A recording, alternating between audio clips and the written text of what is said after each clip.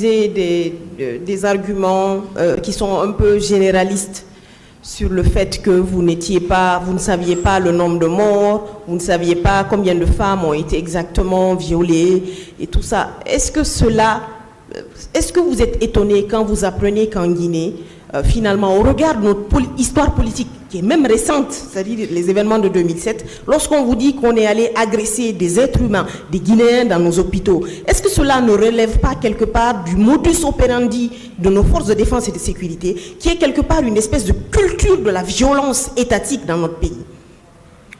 Oui, vous avez raison. L'histoire politique de la Guinée a été souvent marquée par la violence des forces de défense et de sécurité.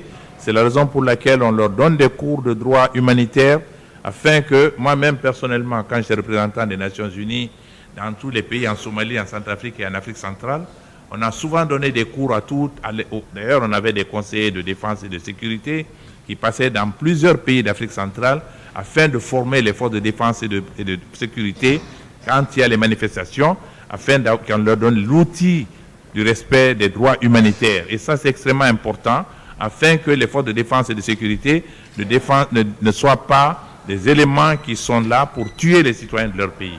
Donc, on doit leur donner cette culture. Et ça, c'est extrêmement important. Je crois qu'on en a donné ici, mais il faut continuer à en donner. Je pense aussi que la lutte contre l'impunité, de toute façon, on y est là, va permettre également un certain changement social.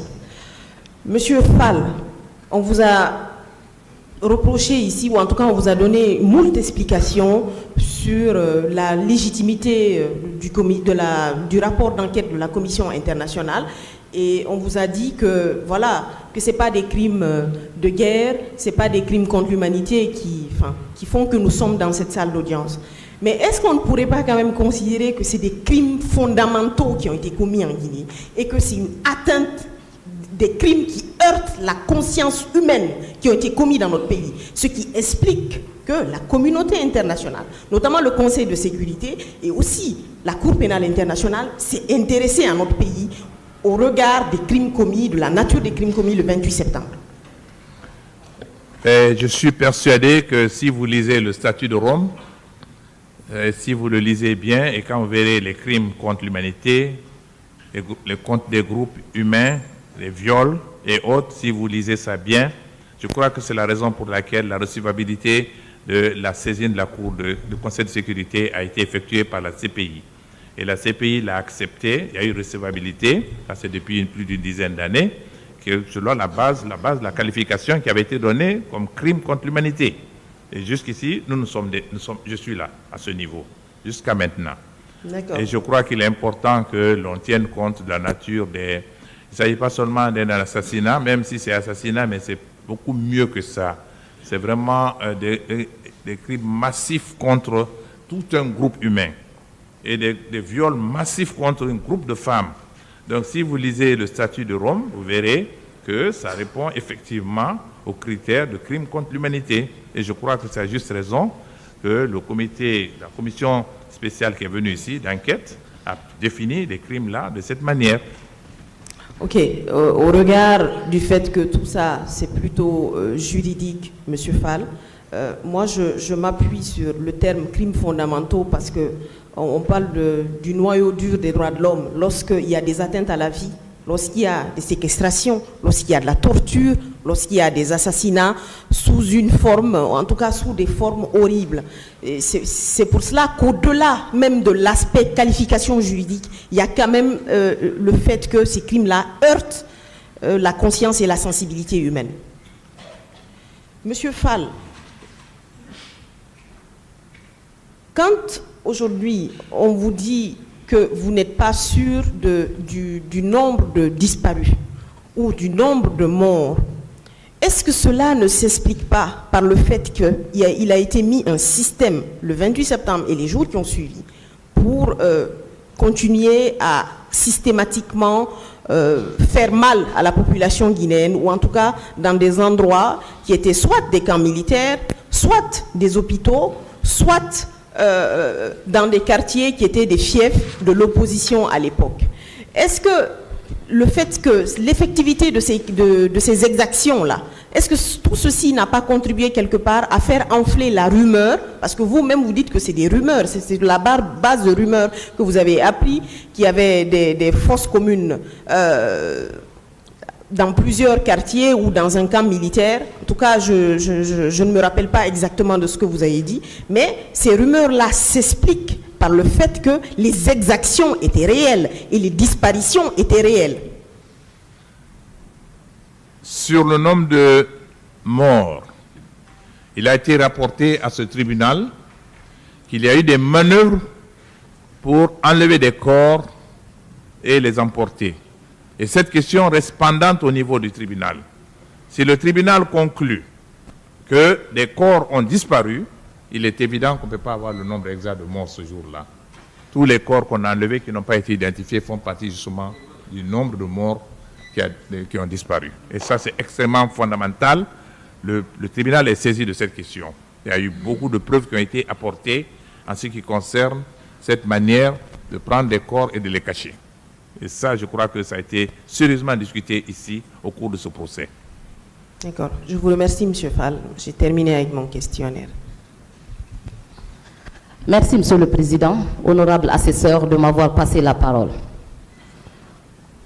Monsieur Fall, de par votre présence dans cette salle,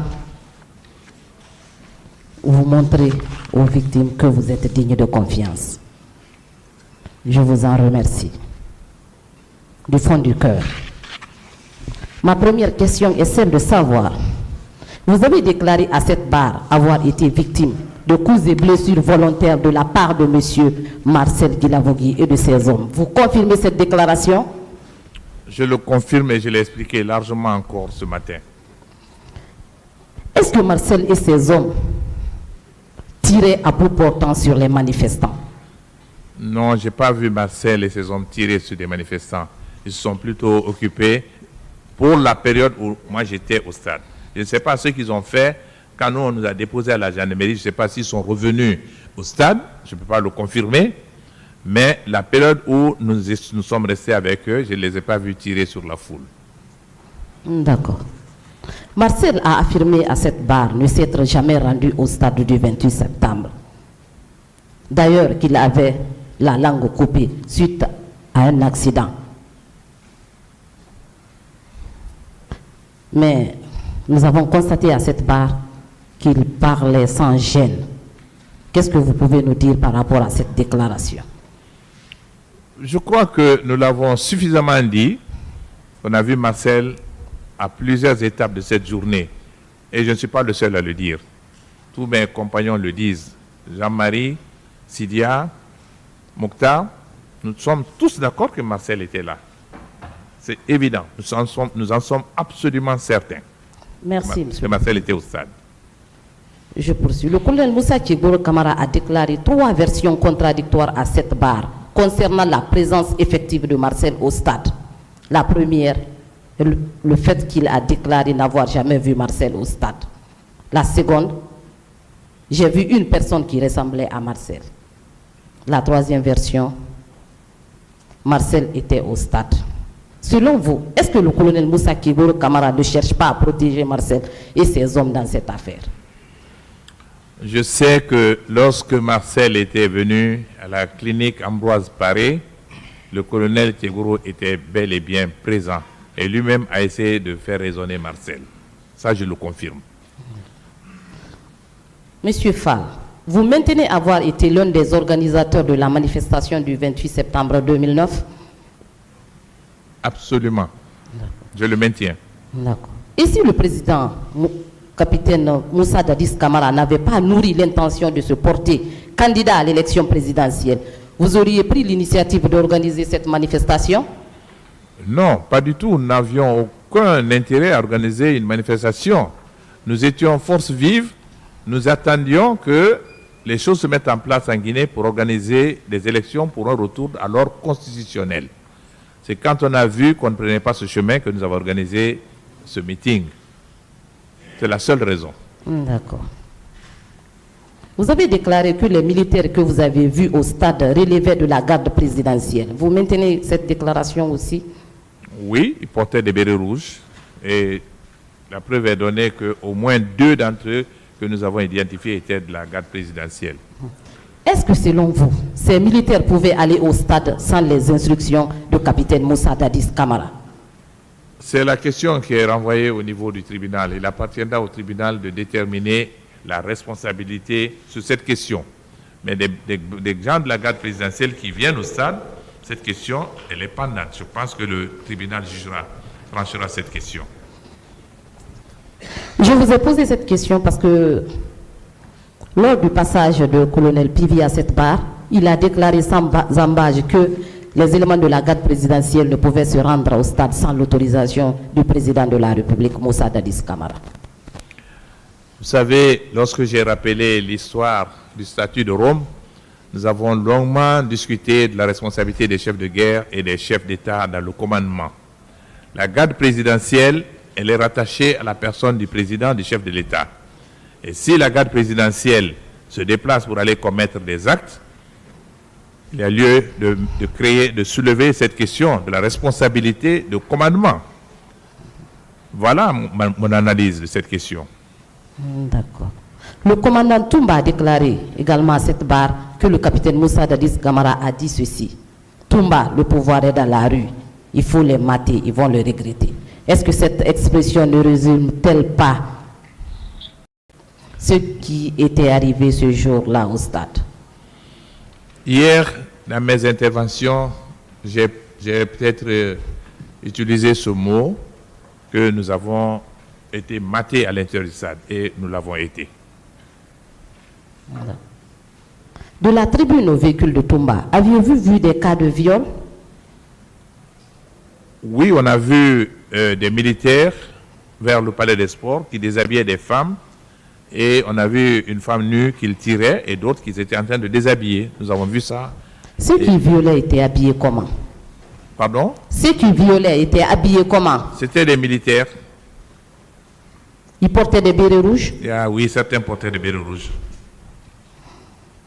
Est-ce que vous avez été informé que certaines femmes avaient été enlevées au stade pour être envoyées dans les camps et quartiers où elles ont été réduites à l'esclavage sexuel? Au niveau de mon parti, nous n'avons pas enregistré de femmes qui sont allées dans ces camps, mais nous avons au niveau de mon parti plusieurs femmes qui ont été violées, auxquelles j'ai rendu visite, auxquelles j'ai porté assistance. Avez-vous été également informé que certaines de ces femmes étaient tombées en grossesse suite à ces cas de viol? Ça, on peut l'imaginer. Vous savez, les viols, c'est toujours une des conséquences des viols. Ça arrive, ça, souvent, très souvent. Est-ce que vous avez été également informé que certaines femmes avaient été infectées par le virus, par le VIH? Justement, ce sont les craintes des viols. Et généralement, on a vu dans plusieurs cas de viol dans beaucoup de pays, surtout ce genre de viol commis par des belligérants. Il y a toujours ce genre de choses qui arrivent, les infections de VIH-Sida et d'autres infections, les cas de grossesse. Ce sont des conséquences et c'est des circonstances aggravantes. D'accord. Monsieur le Président, le Sénéfal, est-ce que ce n'était pas lors de la réunion tenue au camp Alpha Yaya Diallo, la nuit du 27 septembre 2009, que les instructions avaient été données pour mater les manifestants? Nous avons appris, moi personnellement j'ai appris, comme je l'ai dit au cours de ce procès, je l'ai appris dans les jours qui ont suivi le massacre du 28 septembre, qu'une réunion effectivement s'était tenue la nuit du 27 au 28 septembre au camp Alpha Yaya, et qu'il y a eu des préparations, des instructions qui avaient été données pour venir au stade et faire ce qui est arrivé. Est-ce que le président Moussa Dadis Camara n'a pas eu l'impression de perdre le pouvoir ce jour-là? Et l'unique solution qui s'offrait à lui était de venir Pourtant, massacrer. à mon avis, son pouvoir n'était pas menacé. Nous voulions juste, on ne voulait pas marcher sur la présidence, on ne voulait pas marcher dans la rue, on voulait juste nous réunir au stade pour faire connaître à l'opinion nationale et l'opinion internationale que nous étions opposés à toute candidature des membres du CNDD ou du gouvernement conformément à leurs engagements qu'ils ont pris librement en face de la classe politique guinéenne, du peuple de Guinée et de toutes les organisations internationales. C'est au moins ça, c'est évident. Je vais vous poser ma dernière question. Vous avez déclaré à cette barre avoir été sauvé par le commandant Aboubakar Sidiki Diakité Toumba.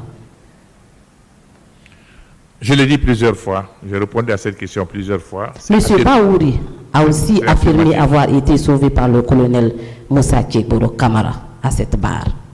Est-ce que ce n'était pas les tireurs à l'entrée du stade qui étaient devenus les sauveurs des leaders politiques que vous étiez?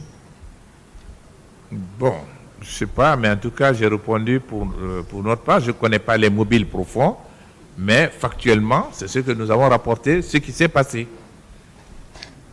Qu'est-ce que vous sollicitez de ce tribunal? Je l'ai dit plusieurs fois, je voudrais qu'il y ait la justice. On ne peut pas avoir des crimes de masse comme ça dans un pays et que cela tombe dans l'oubli, qu'il y ait une omerta sur ce genre de crimes. Notre pays en a connu beaucoup dans le passé. Et comme je l'ai dit, c'est ce qui plombe les efforts de réconciliation nationale. Vérité, justice sont les deux mamelles pour la réconciliation. Je souhaiterais qu'il y ait la justice, que les victimes soient dédommagées, qu'elles reçoivent une juste compensation des souffrances qu'elles ont endurées. Et c'est ça notre vœu. Et c'est le souhait que j'émets devant ce tribunal. Je vous remercie de votre présence parmi nous. Je vous remercie. Merci beaucoup.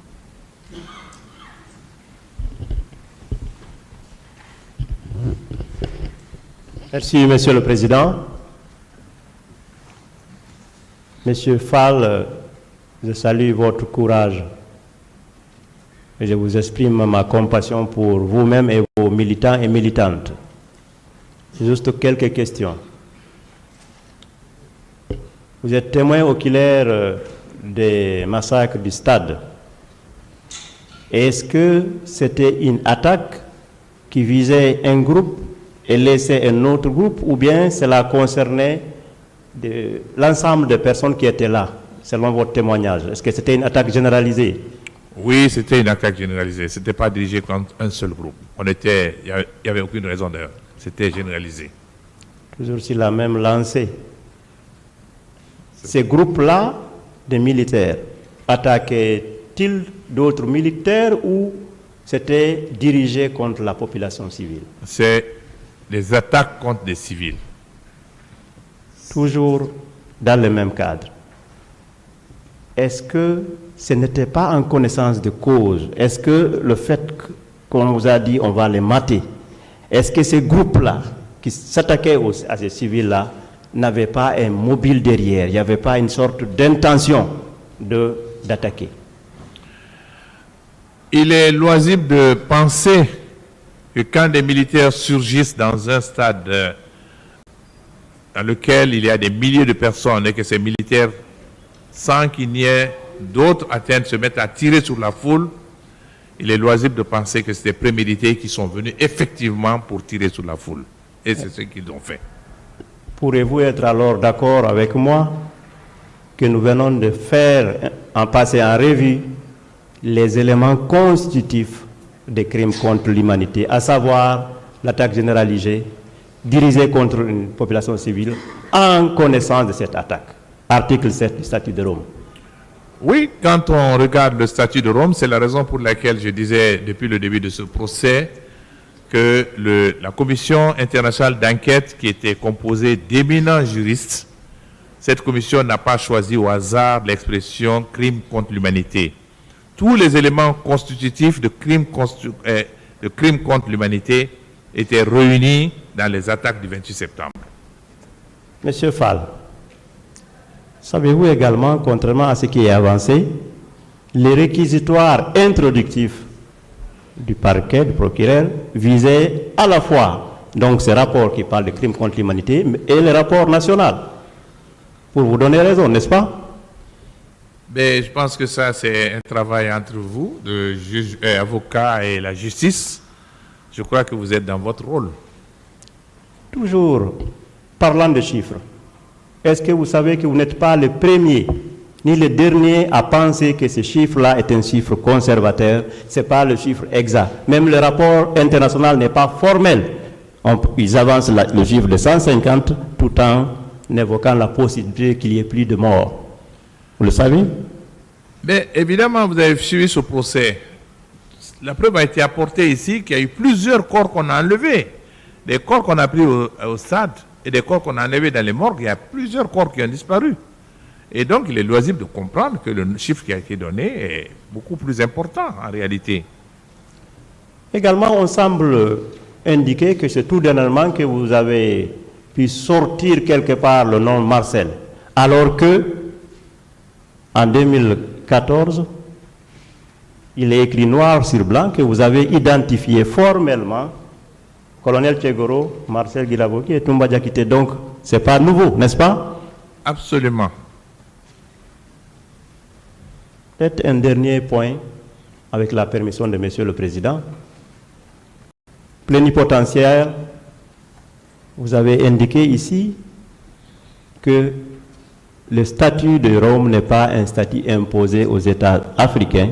Le groupe africain, comme beaucoup de pays en développement, à travers le groupe, ont pris une part active dans l'avènement du principe de complémentarité. Puisque vous le savez vous-même que le principe de primauté a eu beaucoup de difficultés. C'est la première fois dans l'histoire, n'est-ce pas, qu'un tribunal international mis en place adopte ce principe de complémentarité, n'est-ce pas? Oui, absolument. Nous avons tiré les leçons de tout ce qu'on a eu comme juridiction internationale. Vous savez qu'il y a eu beaucoup de tribunaux ad hoc, surtout depuis les procès de Nuremberg, les procès de Tokyo, les différents tribunaux ad hoc qui avaient été créés dans les Balkans, aussi dans des pays comme le Rwanda. Il y a eu beaucoup de tribunaux ad hoc. On s'était rendu compte que ça ne pouvait pas continuer, qu'il fallait créer une juridiction internationale qui va juger des crimes les plus atroces. Et donc, c'est la raison pour laquelle nous étions tous d'accord. Je voudrais souligner un point important qui a fait que les Africains ont adhéré massivement à la création, à l'adoption du statut de Rome. Nous sommes en 1998. Vous savez qu'il y avait eu dans les années 90 une bouffée d'oxygène qui a créé l'avènement de la démocratie dans la plupart des pays en Afrique après le sommet de la Baule, et que tous les régimes à l'époque étaient supposés être des régimes démocratiques. Et donc c'était l'élément qui a amené, et il y a eu beaucoup de conflits en Afrique, au Libéria, en Sierra Leone, un peu partout où il y a eu des crimes atroces. Et donc c'est la raison pour laquelle nous avons estimé, les Africains étaient certainement les plus enthousiastes pour créer le statut de Rome. Mais nous avons été prudents. La prudence que nous avions à Niala, bien qu'on était pour la création de la Cour pénale internationale, d'ailleurs le premier pays à le faire ratifier fut un pays africain, le Sénégal. C'est le premier pays au monde qui a ratifié, c'est dire que les Africains étaient en faveur. Mais autant on était en faveur, autant nous avons pris la mesure, et je crois qu'on a eu raison de le faire, d'insister pour que la saisine de la Cour ne soit pas réservée uniquement au procureur et au Conseil de sécurité, bien que dans le fait, on a vu que ce qui s'est passé récemment. Parce que les États n'ont pas voulu assumer leurs responsabilités en profitant de ce dispositif de la complémentarité. Et cette complémentarité donne le droit à n'importe quel pays, quand les crimes relevant de la compétence de la Cour pénale sont commis dans leur territoire, ça donne le droit à tous ces pays de dire nous pouvons juger. Et vous les jugez. Si vous ne les jugez pas, s'il y a défaillance ou vous refusez, alors la Cour pénale peut agir. Donc cette possibilité est donnée à tous les pays. Et c'est la raison pour laquelle je ne cesse de dire que je félicite les autorités. D'abord, c'est l'autre gouvernement, le gouvernement Alpha, qui avait demandé la complémentarité. Mais malheureusement, le procès ne s'est pas tenu. Mais depuis le 5 septembre 2021, la situation a changé en Guinée. Les nouvelles autorités donc, ont pris le courage de dire, bon, allons-y au procès. Donc cette complémentarité-là, elle est importante. Nous l'avons souhaitée et voilà la matérialisation. Merci Fall. Je ne peux que vous remercier. Est-ce qu'on ne peut pas dire alors que cette théorie, cette doctrine de principe de complémentarité ne va pas trouver application avec ces procès? Le principe de complémentarité positive, l'exemple, le bel exemple que la Guinée va donner au monde de manière concrète pour la première fois. Est-ce que ce n'est pas le verdict qui sera rendu par ce tribunal? Ce procès en Guinée se tient sur la base de la complémentarité. J'insiste et je le dis depuis hier que ce procès était normalement du ressort de la CPI. Mais la complémentarité a fait qu'il a été délocalisé conformément au statut. Et la CPI a donné plein droit au gouvernement guinéen d'exercer son droit souverain pour organiser le procès ici. L'actuel procès qui se fait est un bel exemple de la complémentarité et bel et bien. Monsieur Fall, je ne peux que encore réitérer mon admiration et mon salut pour votre sens de patriotisme. Monsieur le Président, distingué à ce heure, je vous remercie.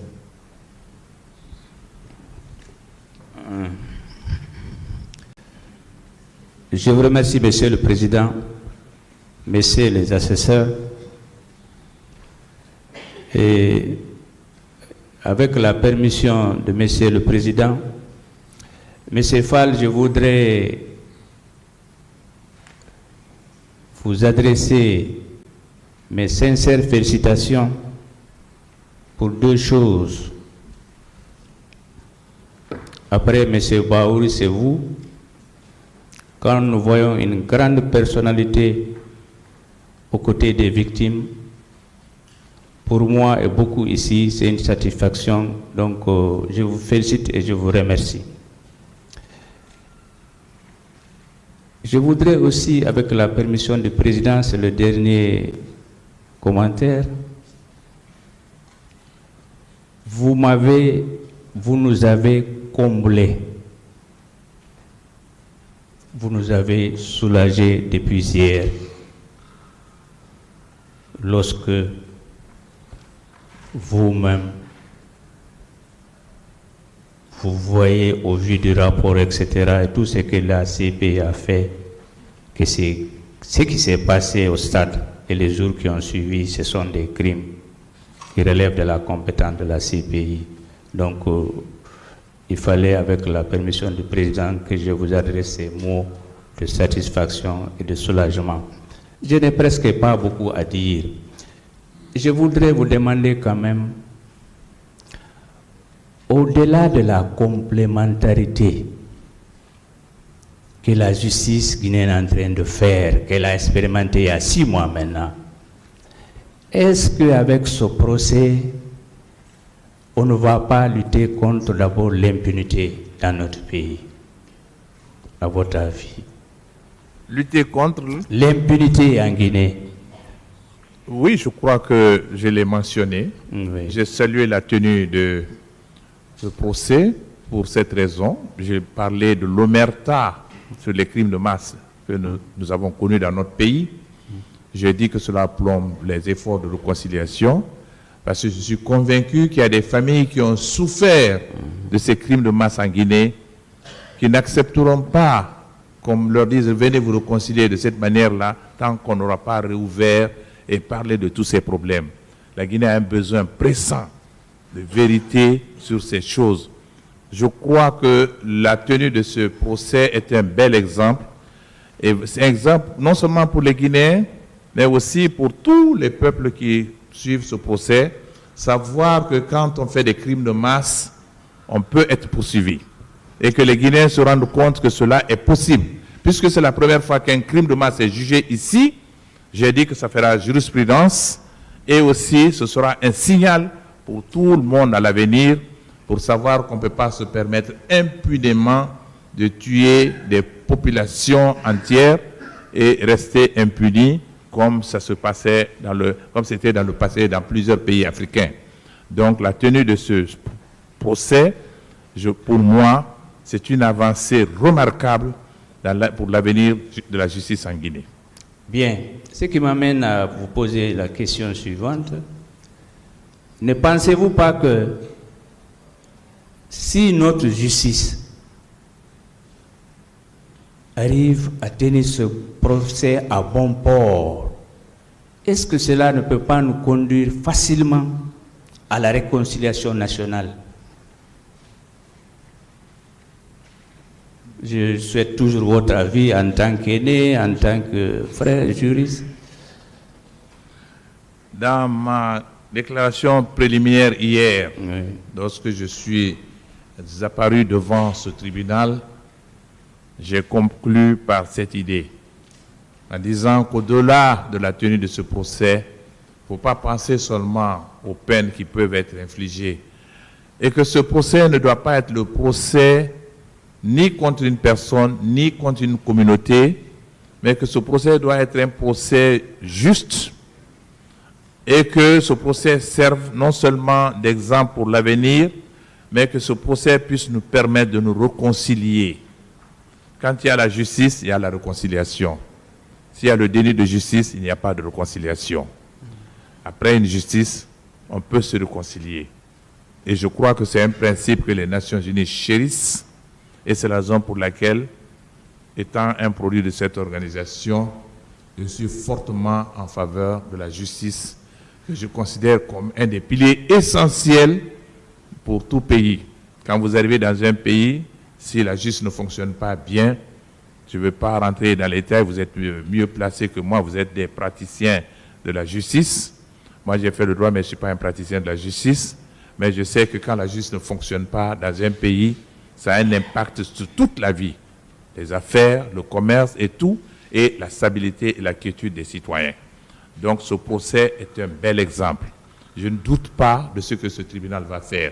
Je suis très heureux de voir que c'est des magistrats très compétents, très patients, qui prennent le temps d'écouter tout le monde. Et je crois que ça va servir pour l'avenir de notre pays. C'est mon souhait le plus ardent. Bien, pour quelques deux questions techniquement, de précision, est-ce que vous êtes informé que des accusés ont été inculpés sur la base du statut de Rome dans cette affaire? Je n'en doute pas. Bien. Depuis le départ, je vous dis que la CPI avait été saisie de cette question et la CPI suit toujours cette affaire. Tant que le jugement final ne sera pas rendu, la CPI restera saisie de cette question. Ce procès va se tenir, la CPI a l'oreille et les yeux sur Conakry. Si le jugement est rendu conformément à la loi, il n'y a pas de problème. Mais s'il y a défaillance, la CPI pourra réagir. Mais je ne souhaite pas, je ne suis pas certain que cela arrive. Je fais confiance à ce tribunal. Bien. Et la dernière question. Et vous êtes bien informé au même titre que moi que ce tribunal peut encore requalifier ces faits en crime contre l'humanité. Ce tribunal-là, parce que c'est ici, c'est la juridiction de jugement, c'est la dernière instruction définitive, le premier ressort.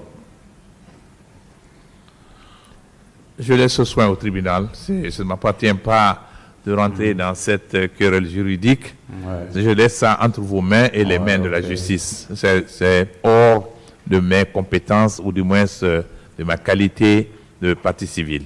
Ok, encore une fois, je vous remercie et pour votre bien exposé. Merci. Je vous remercie, Monsieur le Président, Messieurs les assesseurs. Merci.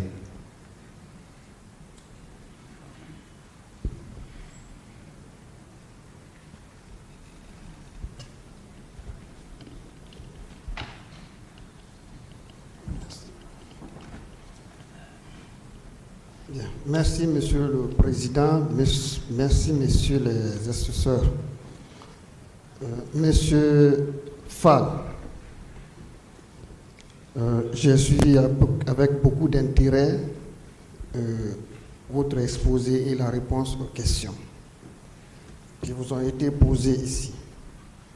Je n'aurai pas vous entretenir longtemps. J'ai quelques questions. Je voudrais savoir, est-ce que l'organisation de ce meeting à la date du 28 septembre 2009 avait violé un quelconque principe, qu'il soit national ou international? Non, c'était notre droit légitime. Et comme je l'ai dit, tous les instruments internationaux auxquels la Guinée a souscrit nous autorisaient à nous rassembler. Ça, c'est d'un. Deuxièmement, à aucun moment, on nous a dit qu'on ne pouvait pas faire ce meeting. À aucun moment. À aucun moment. Donc on avait le plein droit de le faire. Bien. Prenons le cas contraire. Et que ce meeting, la tenue de ce meeting, aurait violé un principe, qu'il soit national ou international. Est-ce que les mesures qui ont été prises à l'encontre des manifestants étaient appropriées? Je l'ai dit hier, je l'ai expliqué, que la mesure qu'ils ont prise était simplement les représailles et la répression, et qu'ils avaient d'autres mesures plus appropriées s'ils voulaient. Ils pouvaient éviter ce qui est arrivé. Ce qu'ils ont utilisé était inapproprié et inacceptable. Bien. Est-ce que vous saviez, dans le même temps, après la visite à l'abbé, il y avait des délégations qui étaient déployées à l'intérieur du pays pour aller tenir des meetings dans le sens de la candidature probable du président du CNDD. Est-ce que vous le saviez? Nous le savions très bien. Moi-même, j'ai dit hier que je revenais de Cancan. Je suis rentré quelques jours avant le 28 septembre de Cancan et j'avais vu à Cancan à l'époque des délégations qui étaient venues, qui avaient vu des notables et ils se préparaient à la visite du président du CNDD. Et dans d'autres villes de Guinée, on avait toutes les informations. C'est la raison pour laquelle nous avons tenu à faire notre meeting, pour que les forces vives marquent leur détermination à s'opposer à cette candidature. Bien. Alors, la thèse du complot qui a toujours été déployée ici comme argument, je voudrais savoir, est-ce qu'on peut envoyer une délégation à l'effet d'aller tenir des meetings en son honneur pour sa candidature et crier également que l'intéressé ou ces délégations sont en train de faire un coup contre sa personne? Je crois que je me suis prononcé très clairement sur la question de complot plusieurs fois. Et je crois que le tribunal en a pris acte. Bien. Monsieur Fall, vous êtes au stade du 28 septembre. Les militaires sont rentrés en tirant par-ci, par-là. Et un groupe s'est détaché et venu vers les leaders. Vous avez imaginé qu'on venait pour vous arrêter, oui ou non?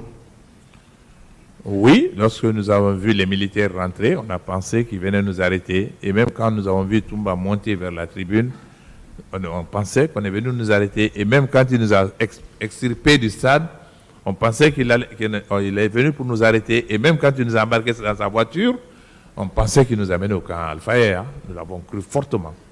Bien. Supposons qu'aucun des leaders n'était blessé. Aucun des leaders n'avait été molesté. Quelle serait votre destination selon vous? Je crois qu'il n'y avait pas de raison alors qu'ils nous amènent dans une clinique, ils allaient nous amener à Al-Fayed et peut-être qu'on aurait subi les pires sévices à Al-Fayed.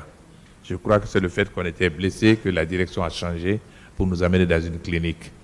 Mais nous étions en danger ce jour-là, c'est évident. Et voilà pourquoi j'apprécie votre intervention lorsque vous avez dit que lorsque Toumba, commandant Toumba, a constaté qu'on était tous ensanglantés, il nous a amenés vers la clinique, n'est-ce pas? Absolument, oui. Bien. Est-ce que cela ne s'explique pas? Dans la soirée, vous étiez à la clinique Pasteur, mais vous n'aviez pas aussi le droit de faire vos mouvements, vous n'étiez pas en liberté. Quand bien même vous étiez en train de prendre des soins, mais vous n'étiez pas libre de vos mouvements comme d'autres malades. Nous étions privés de notre liberté de mouvement.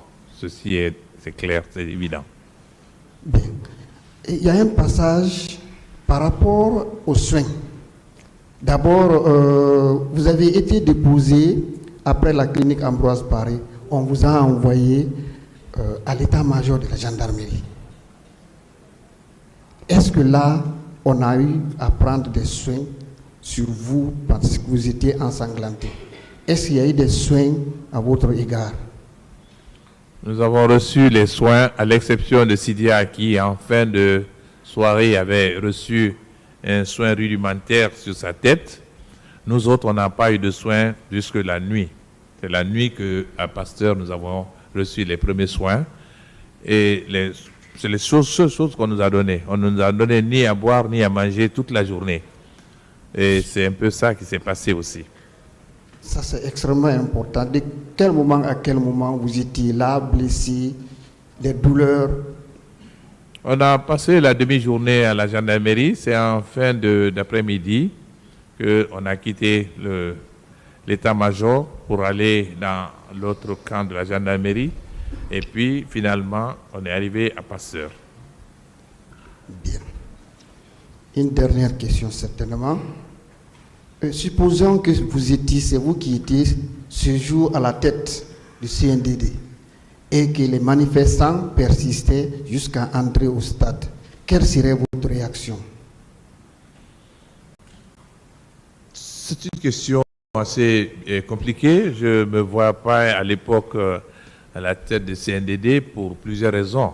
Mais si j'étais le chef du CNDD à l'époque, je crois personnellement que moi j'aurais organisé des élections en Guinée et je me serais retiré. Ceux qui l'ont fait en Afrique ont gagné après. Tous ceux qui ont organisé des élections librement pour partir sont toujours revenus par la grande porte. On a vu le meilleur exemple, c'est au Mali. Et même si j'étais dans la position du CNDD à l'époque, si les gens étaient allés au stade pour faire le meeting, ce que j'ai dit hier, ils auraient pu, après, s'ils voulaient vraiment sévir, interpeller les leaders et les arrêter, et si besoin, même les juger, s'ils voulaient bien. Mais pas envoyer pour tuer des militants, des civils. C'était un carnage. Je n'aurais jamais fait ça. Je n'aurais jamais envoyé des troupes pour massacrer des civils. Jamais, au plus grand jamais. Merci beaucoup, M. François Lonseki Fall. Merci beaucoup, M. le Président. Merci les honorables assesseurs. Merci, M. le Président, de m'avoir donné la parole pour juste poser quelques questions. M. Fall, vous me permettrez tout d'abord de saluer l'acte fort que vous avez posé en effectuant le déplacement pour venir livrer votre part de vérité dans ces dossiers. Alors, je voudrais savoir, M. Fall, durant le projet que vous avez effectué dans le véhicule avec M. Toumba Diakité, est-ce que vous l'avez vu parler au téléphone? Non. Je n'ai pas fait attention à ça. Je ne l'ai pas vu. Il roulait à très grande vitesse. Je ne l'ai pas vu téléphoner. Je n'ai pas entendu ça. Est-ce que vous avez constaté la présence des téléphones auprès de lui? Non, parce que nous, on était à l'arrière. Je n'ai pas fait attention au téléphone, non. D'accord. Vous avez dit que vous avez trouvé une autre personne dans son véhicule. Et cette dernière, vous l'avez vue parler au téléphone? Non, cette personne-là, c'est vraiment comme une ombre que j'ai gardée de cette personne qui était assise dans le véhicule comme une espèce de momie, mais qui n'avait aucun geste. Je ne l'ai pas vu au téléphone, ni parler, ni dire faire quoi que ce soit. D'accord. Alors, je voudrais savoir, pendant que M. Toumba tentait de vous sortir du stade, est-ce que les autres militaires et agents qui commettaient des violences sur les populations civiles avaient ouvert le feu sur lui? Sur les populations? Non, sur M. Toumba lui-même. Ah non. Toumba était en bas, avec nous là-bas, non. Et les autres, au moment où les autres nous tapaient, c'est quand vraiment, à un certain moment, Toumba a décidé de nous exfiltrer. Les autres ne sont pas opposés à lui. Donc vous n'avez constaté aucun affrontement entre, d'une part, M. Toumba Diakité et le colonel Moussa Tekro Kamara, et d'autre part, les militaires et agents qui commettaient des violences? Pas du tout. Il a usé de son autorité pour nous sortir avec son autorité. Ça n'a pas empêché les autres de nous suivre toujours pour essayer de continuer à nous taper avec leurs gourdins. Et sur l'esplanade aussi, il a essayé de nous protéger et puis il est parti à l'intérieur du stade. Mais ils n'ont pas essayé de s'attaquer à lui, non. Les seuls moments où je l'ai vu vraiment en difficulté avec nos assaillants, c'est quand Marcel a voulu vraiment l'empêcher, ou quand Marcel a voulu nous empêcher de rentrer à l'intérieur de la clinique Ambroise Paré.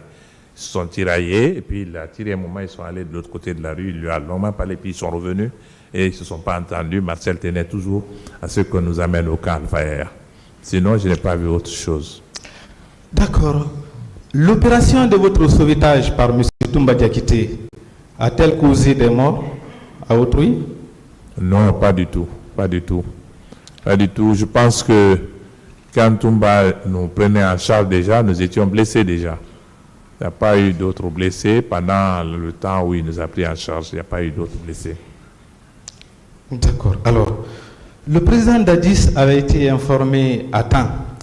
S'il avait pris la décision d'envoyer au terrain d'autres militaires intervenir dans le même sens que M. Toumba Diakité et le colonel Moussa Tchibro Kamara, cela aurait-il sauvé les vies? Peut-être, parce que dans ce remis-ménage où il y avait plein de forces de défense qui étaient déployées dans le stade, ça courait, ce n'était plus, vous savez, quand les tirs ont commencé, la répression, ça ne s'est pas limité à l'ère du football. Les gens couraient, sortaient, ceux qui ont réussi à sauter les murs, et il y en a beaucoup qui ont pu sortir même par les portails difficilement, mais c'était la course. Et les militaires les poursuivaient un peu partout, sur toute l'étendue du stade du 26 septembre. Et c'est très grand, le stade. Quand vous prenez le stade, vous prenez derrière, il y a la piscine, il y a eu des problèmes là-bas aussi. Vous prenez le terrain de basketball, le palais des sports, vous prenez le stade annexe, vous prenez le côté de l'université. Les gens étaient partout, donc c'était vraiment un fort déploiement, et puis les gens cherchaient à se sauver, et les militaires les rattrapaient partout. D'ailleurs, c'est en ce moment où il y a eu le plus grand nombre de viols, puisque ces endroits-là étaient un peu plus isolés. Et c'est à ces endroits-là que les viols ont été les plus nombreux. Et vers les autres endroits, mais pas le terrain lui-même, c'était le point de départ. Mais ça s'est réalisé, ça s'est poursuivi toute la journée. C'est ce qui s'est passé. Peut-être que vous n'avez pas compris ma question. Ma question, c'est quoi? Je voulais savoir, à votre sens, si le président Dadis avait envoyé des hommes au terrain, au stade, pour venir intervenir, comme l'ont fait le colonel Tchibro, le commandant Moussa Tchibro Kamara, selon vous, est-ce que cela aurait contribué à limiter les dégâts? Peut-être, certainement. S'ils réussissaient à contenir tous ces hommes qui étaient armés et qui étaient déjà en activité. C'est pour ça que je suis allé très loin sur l'étendue. Mais s'ils étaient venus, s'ils avaient la capacité de le faire, ça aurait été bien. Même les Tchiboro, quand les gens qui sont sauvés, c'était des problèmes individuels, ça. Mais dans le groupe, il y avait beaucoup. Mais s'il avait envoyé des troupes suffisamment, peut-être qu'ils auraient pu le faire. D'accord. Selon vous, en apprenant qu'il y a carnage au stade, en refusant d'envoyer des hommes pour venir intervenir, pour tenter de sauver les vies, en refusant même de faire appel au chef d'état-major général, au chef d'état-major particulier, pour prendre les mesures urgentes en vue de limiter les dégâts, selon vous, bien sûr, le président Moussa Dadis Kamara a-t-il apporté une assistance aux personnes en danger, ou au contraire, il n'a apporté aucune assistance aux personnes en danger? Je pense que le tribunal est très compétent pour traiter de cette question. Je laisse entre les mains du tribunal. La sagesse du tribunal appréciera ces circonstances-là. Je comprends votre prudence, M. Fall. Alors, ma dernière question. Ce 28 septembre, les militaires sont sortis du camp Alpha Diallo, siège de la présidence de la République. Ils sont venus commettre des crimes. Ils sont revenus au camp. Aucun d'eux n'a été sanctionné. Qu'est-ce que cela vous inspire? Aucun d'eux n'a été sanctionné par la hiérarchie, encore moins par le chef de l'État lui-même. Qu'est-ce que cela vous inspire? Évidemment, cette question a été soulevée plusieurs fois. Si le gouvernement avait même fait des déclarations le même jour, comme ça arrive dans beaucoup de pays, que le chef de l'État s'adresse à la nation, que des mesures immédiates soient prises peut-être que cela aurait montré la bonne volonté du gouvernement pour se dégager. Mais il y a eu un silence complet, il n'y a pas eu de déclaration, il n'y a rien qui a été fait réellement pour montrer aux populations sinistrées que le gouvernement était conscient que ce qui vient de se passer était assez grave. Et il n'y a pas eu d'activité dans ce sens-là. Et donc, il y a tout lieu de croire que, franchement, les victimes n'ont bénéficié d'aucun soutien de l'État et l'État n'a rien fait pour... Et nous-mêmes, nous étions là, hein. On n'était pas partis encore. On est resté quelques semaines ici. Et on n'a eu aucun contact avec le gouvernement. On ne nous a pas appelés. Nous étions, au contraire, notre vie était menacée. Aucun de nous n'a été convoqué ou bien qu'on nous dise voilà ce qui s'est passé. Non, il n'y a eu aucune démarche de sympathie à notre égard. Et donc, voilà un peu ce qui s'est passé. Même Cellou Dalein qui a été blessé gravement, qui a eu les côtes cassées, c'est l'intervention du chef d'État du Sénégal qui a permis qu'on l'ait évacué à l'extérieur. Et donc, il y a tous ces problèmes. Nous autres, personne n'a demandé comment nous nous portions. Donc, franchement, cette indifférence de l'État, pour moi, est une attitude assez coupable. Il n'y a rien eu qui puisse montrer que ce qui s'est passé, le gouvernement a condamné. Le gouvernement n'a pas condamné. Il n'y a eu aucune déclaration condamnant ce qui s'est passé. Et quand cela se passe comme ça, on est tenté de penser que le gouvernement a prouvé ce qui s'est passé. C'était notre sentiment.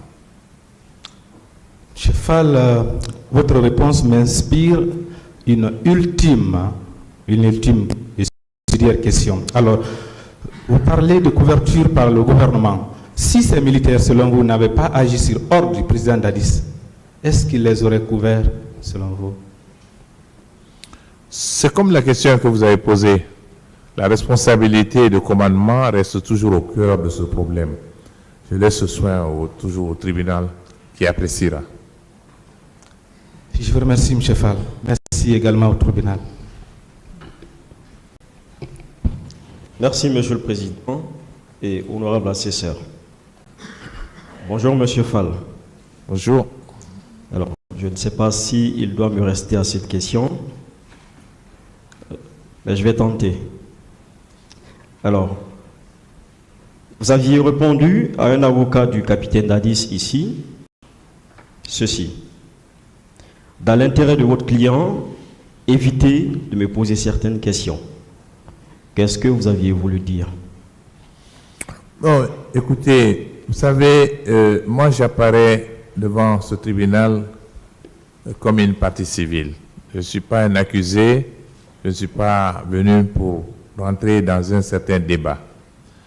Jusque-là, moi j'ai donné des faits, ce que j'ai vu, les personnes qui ont été directement impliquées dans les événements du 28 septembre que j'ai vus, que j'ai côtoyés durant le processus, tout le processus qui s'est passé ce jour-là. Je n'aurais pas aimé qu'on me tire sur d'autres sujets.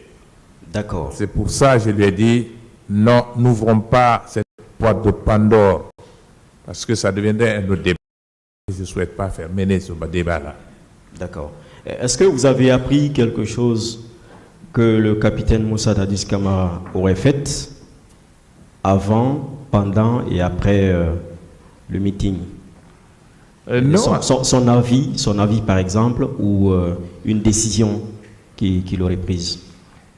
Non, je n'ai pas vu parce que je l'ai dit, quand il y a eu ce carnage au stade du 26 septembre, en d'autres temps et avec d'autres personnes, le gouvernement, si le gouvernement en était convaincu, le gouvernement aurait fait une déclaration forte, présenter les condoléances aux familles éplorées, demander à prendre soin des malades, des blessés, demander à mener des enquêtes et rassurer la population que les auteurs de tout ce qui s'est passé, ces auteurs-là seront recherchés et traduits devant la justice.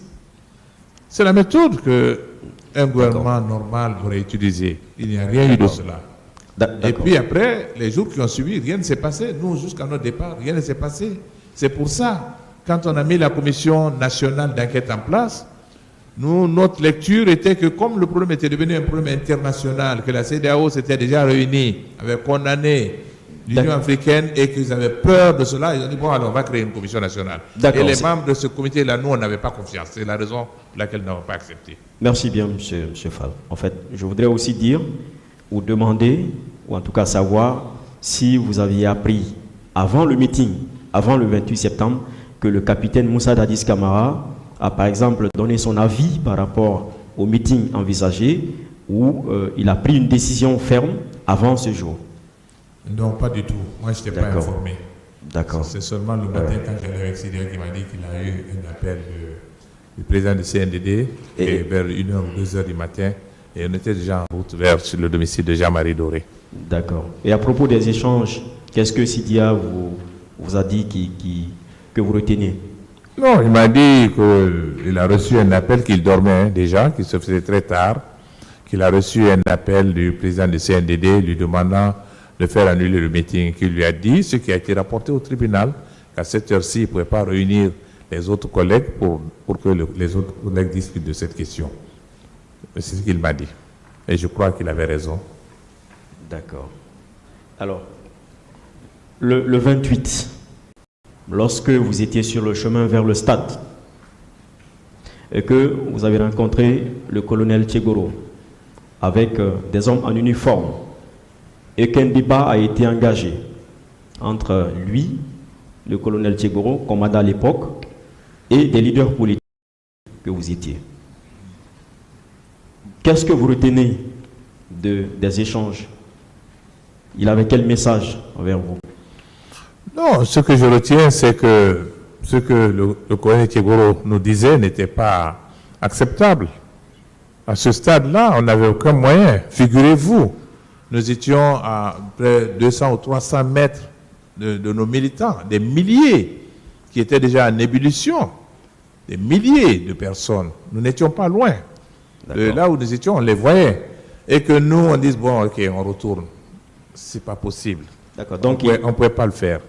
Ça aurait été une trahison de notre part. Bien. Alors, est-ce que il vous a fait part de sa communication avec, ou de la communication qui a été tenue entre le président Dadis et le président Sidia? Non, je ne me souviens pas. D'accord. Je ne me souviens pas. Il demandait de il faut reporter. Il insistait et les autres, beaucoup de gens parlaient. Moi, je ne peux pas parler avec lui. J'étais dans le groupe, mais moi, je ne peux pas parler avec lui. Est-ce qu'il a, d'accord. Est-ce qu'il a été question que, en retour, que lui, il aille faire libérer des manifestants, ou on va dire des manifestants détenus? Il n'y avait pas, à l'heure là, il n'y avait pas de personnes arrêtées encore. On n'était pas encore arrivé au stade. Parce que c'est ce que lui, il a soutenu ici à la barre. Il dit que c'était un deal entre vous, que vous acceptiez de partir sensibiliser les manifestants pour un report et que lui, en retour, puisse aller faire libérer ceux qui avaient été arrêtés.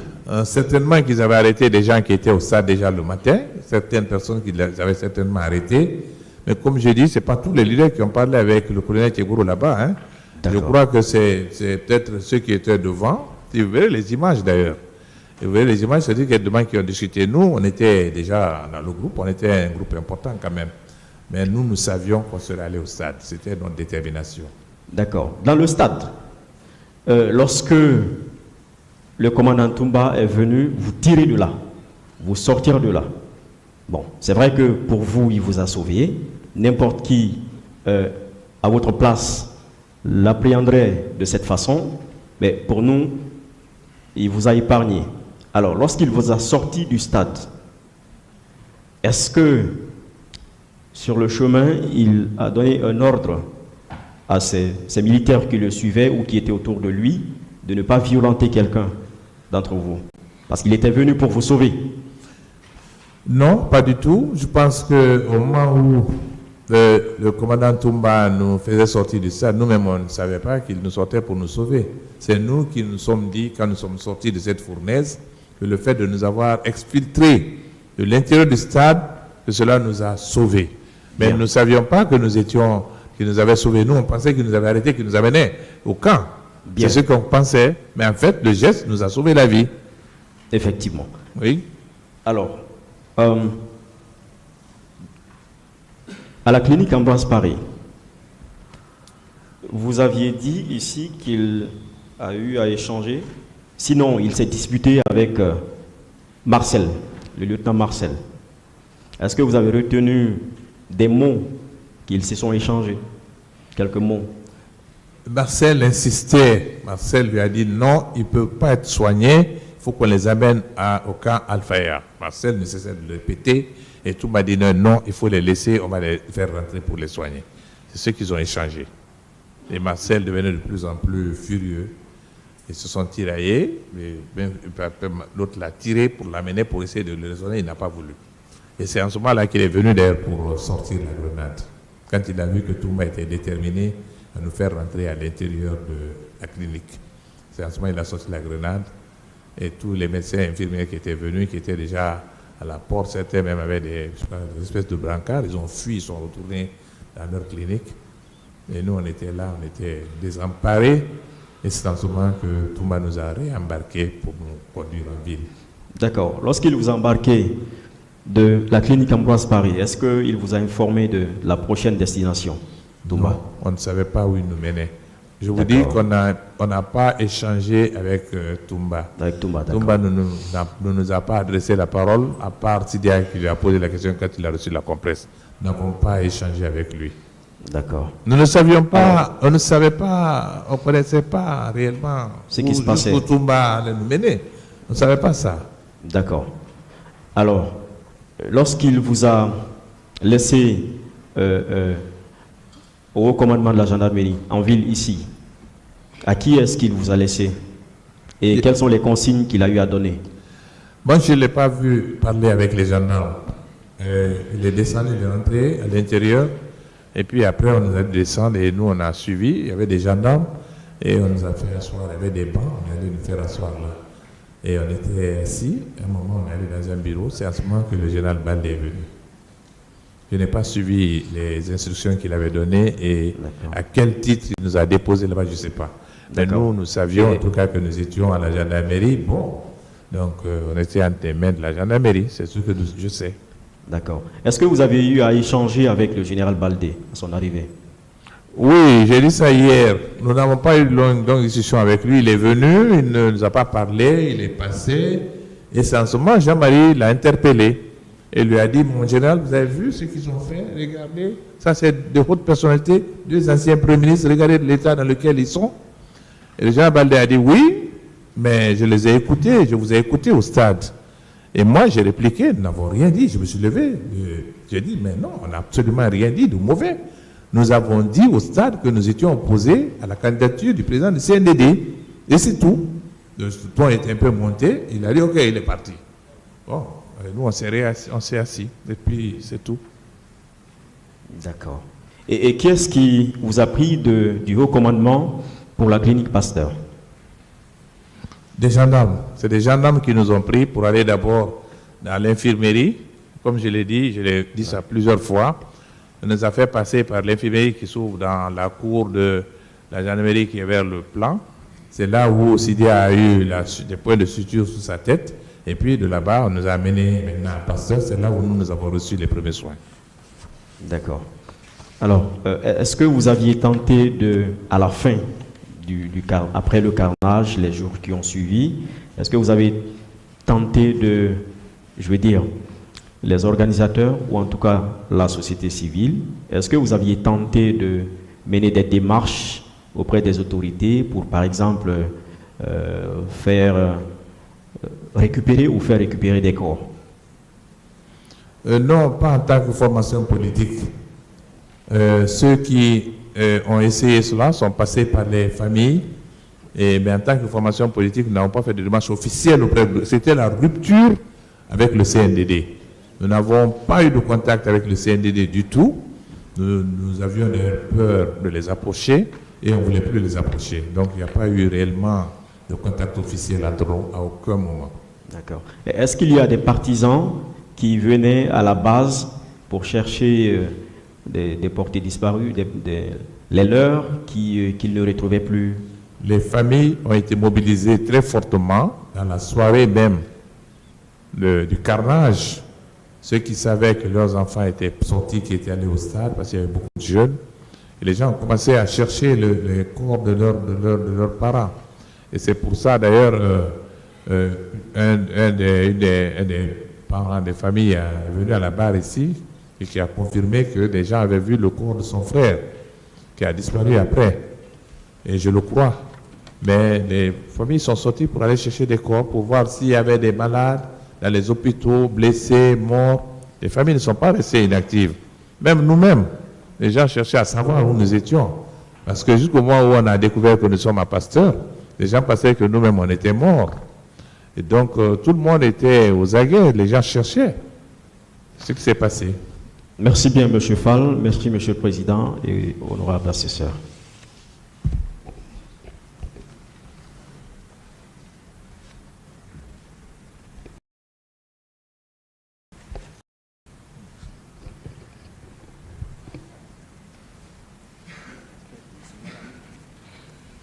Je vous remercie, Monsieur le Président, honorable assesseur.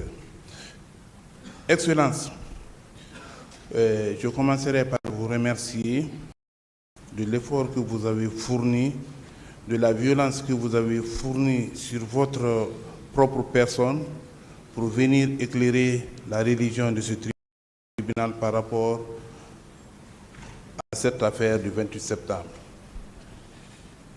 Monsieur Fall, la fois dernière, je vous ai entendu dire que des esprits malveillants vous disaient avoir suivi une communauté alors que vous n'étiez pas concerné. Qu'est-ce que vous voulez nous dire par là? Vous comprendrez, je crois que le président sera d'accord avec moi, que ce sont des questions très sensibles. On ne va pas mettre de l'huile sur le feu, mais les esprits malveillants ont pensé que c'est une communauté particulière qui voulait prendre le pouvoir par la force et que nous avons participé pour les accompagner. Ce qui était absolument faux et qui ne présentait pas du tout la réalité des choses. Bien. Vous comprenez ce que je veux dire, je crois. Ok. Quel était l'objectif? Vous allez m'excuser pour me reprendre l'objectif de votre mobilisation au stade. Je pense que durant tout ce procès, nous avons expliqué cela suffisamment. En peu de mots, c'était un meeting pour marquer notre opposition à la candidature des membres du CNDD. Est-ce que cela constituait un crime ou bien un délit? C'était notre droit légitime. Bien. Monsieur Fall, j'ai quelque chose sous ma main ici pour confirmer tout ce que vous avez dit. Monsieur Sidia a parlé. Et cela confirme tout ce que vous avez dit parce que ici, il y a eu des personnes, il y a eu des questions qui vous ont été posées relativement au nombre de personnes qui étaient dans le véhicule de Toumba. Oui. Donc, on contestait, on disait, bon, vous étiez 3 ou 4. Voilà, avec la permission du tribunal, je vais lire un passage ici. Monsieur Sidia disait ceci. Je dois souligner que je m'étais relevé immédiatement pour ne pas recevoir des coups de pied dans les côtes.